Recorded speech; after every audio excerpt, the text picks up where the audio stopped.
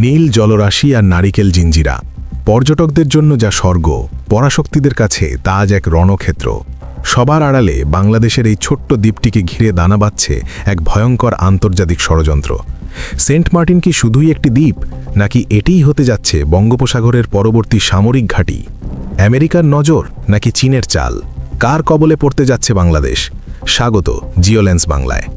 বাংলাদেশের মানচিত্রের একেবারে দক্ষিণ পূর্ব কোণের এই ছোট্ট বিন্দুটি এখন বিশ্ব রাজনীতির কেন্দ্রবিন্দু। আজ আমরা উন্মোচন করব সেই গোপন সত্য যা সাধারণ মানুষের ধরাছোঁয়ার বাইরে। ভূকৌশলগত দিক থেকে সেন্ট মার্টিনের অবস্থান অত্যন্ত গুরুত্বপূর্ণ।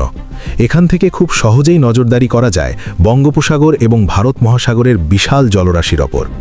বিশেষ করে চীনের সিল্ক রোড প্রজেক্টকে রুখে দিতে এই দ্বীপে একটি রাডার বা সামরিক ঘাঁটি স্থাপন করা যে কোনো পরাশক্তির জন্য হবে এক মাস্টার স্ট্রোক।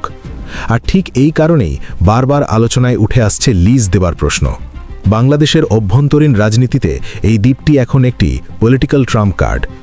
গুঞ্জন আছে কোনো নির্দিষ্ট দেশকে সুবিধা দেওয়ার বিনিময়ে ক্ষমতার মসনদ টিকিয়ে রাখার চেষ্টা চলছে।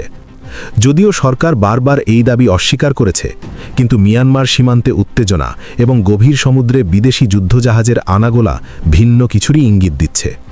বাংলাদেশ কি পারবে এই আন্তর্জাতিক প্রেসার সামলাতে? ইতিহাস সাক্ষী আছে যে দেশগুলো পরাশক্তিদের সামরিক ঘাঁটির জন্য নিজের জমি ছেড়ে দিয়েছে, তাদের সার্বভৌমত্ব শেষ পর্যন্ত বিপন্ন হয়েছে। সেন্ট মার্টিন যদি হাতছাড়া হয়, তবে বঙ্গোপসাগরে বাংলাদেশের নিয়ন্ত্রণ হবে দুর্বল।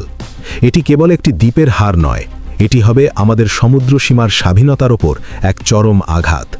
আপনার কি মনে হয়, সেন্ট মার্টিন নিয়ে কি সত্যিই কোনো গোপন চুক্তি হচ্ছে, নাকি এটি কেবলই রাজনৈতিক গুজব? আপনার মূল্যবান মতামত কমেন্টে জানান। বাংলাদেশের ভূ রাজনীতি এবং জাতীয় নিরাপত্তা নিয়ে এমন আরও ইনসাইট স্টোরি জানতে এখনই সাবস্ক্রাইব করুন জিওলেন্স বাংলা। দেখা হচ্ছে পরের ভিডিওতে।